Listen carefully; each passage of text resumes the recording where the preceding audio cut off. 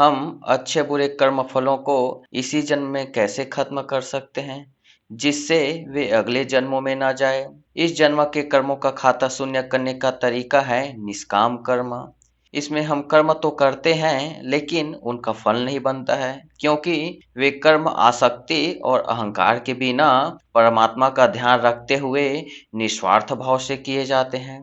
असलियत में हमारे अंदर चित्त नाम का एक सॉफ्टवेयर है जिसका काम है कर्म के हिसाब से फल देना।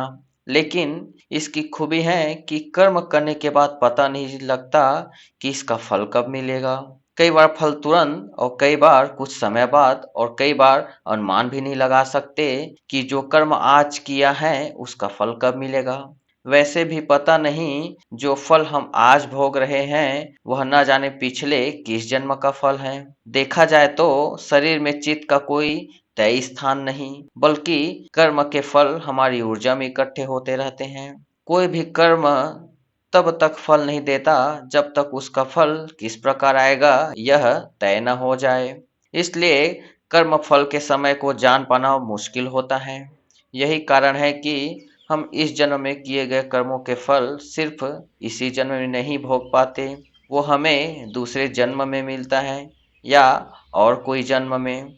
इसलिए यदि हमें इसी जन्म में अच्छे बुरे कर्मों को खत्म करने के लिए सबसे पहले अपनी सभी इच्छाओं को खत्म करना होगा और निष्काम कर्म के मार्ग पर चलना होगा, और उसके साथ साथ अपने आप को अपने गुरुदेव के ऊपर समर्पित करना होगा।